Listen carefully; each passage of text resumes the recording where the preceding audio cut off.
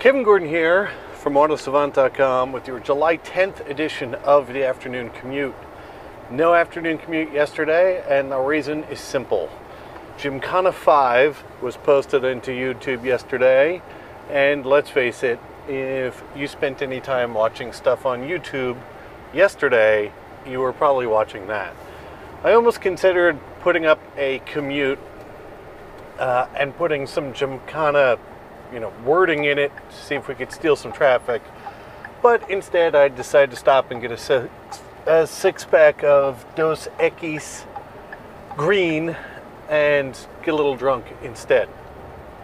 To give you an idea of the reach of Ken Block's Gymkhana videos, this morning my mother emailed me the link to it.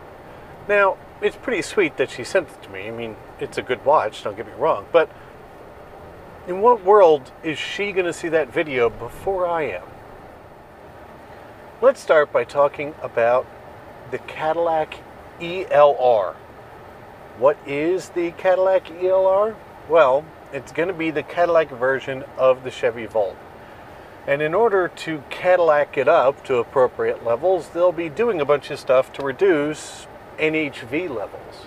NHV levels are noise, harshness, and vibration levels. So better acoustic lamination, engine mounts that don't let as much of the engine noise get through, all that kind of stuff. Well, the challenge is to improve how quiet it is. You typically have to add weight to a car.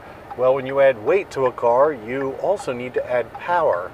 So it does look like the current Volt engine setup with the 1.4 liter range extender, as they call it, although really, since it can drive the wheels, it's not really a range extender, but that's a whole separate debate for somebody else on a different day. They'll most likely have to put a bigger gasoline engine in it, and maybe even bigger battery packs. Well, what's the problem with that? It adds weight again.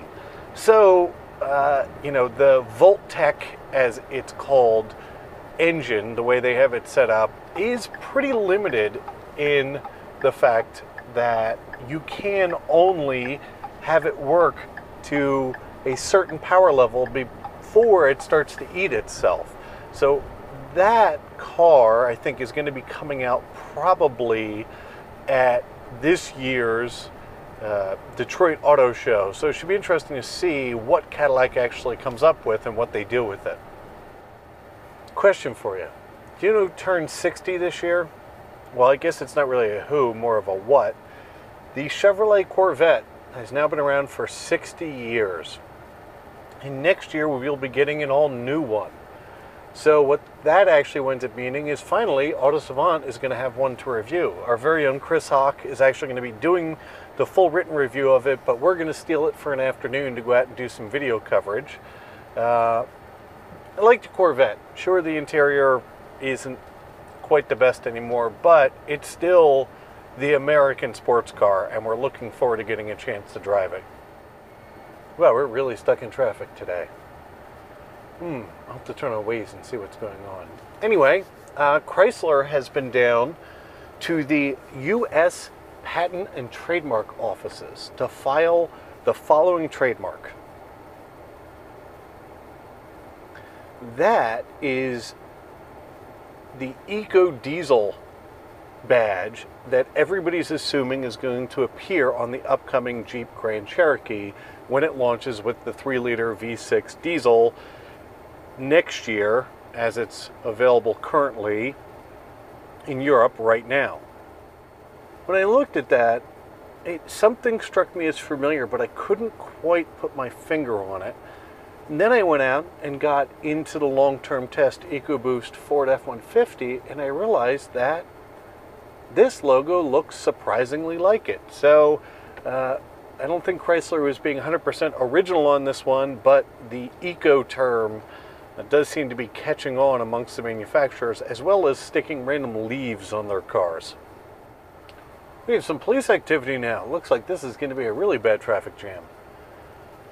So speaking of Chrysler, check out this picture. That is a picture of a Jeep Grand Cherokee taking part in a Swedish magazine whose name I'm not even going to attempt to pronounce, their moose avoidance maneuver, which they do at 40 miles an hour and basically rip the steering wheel back and forth to see how well things deal with potential rollovers.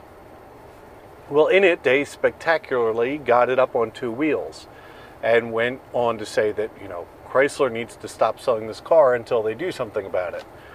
Well, Chrysler saw this because it really took off on the internet yesterday and decided not to lay down about it. They went so far as to call the people who were doing it criminals and to go over there and make them recreate it under controlled conditions. And the contention appears to be the following: is when they took the Jeep Grand Cherokee Overland and loaded it to its max capacity, as is stated in the owner's manual and everywhere else, and then inflated all the tires to proper PSIs and all that stuff, they couldn't recreate that behavior. So they're guessing that they overloaded it and potentially underinflated the tires to get it to do just that. So expect this to end up in court at some point with some kind of defamation suit on the hands of this fine Swedish magazine. You know, they grabbed a little internet fame, but it looks like they're going to burn for it. And as usual, I'm Kevin Gordon for Autosavant.com. I look forward to talking to you guys tomorrow.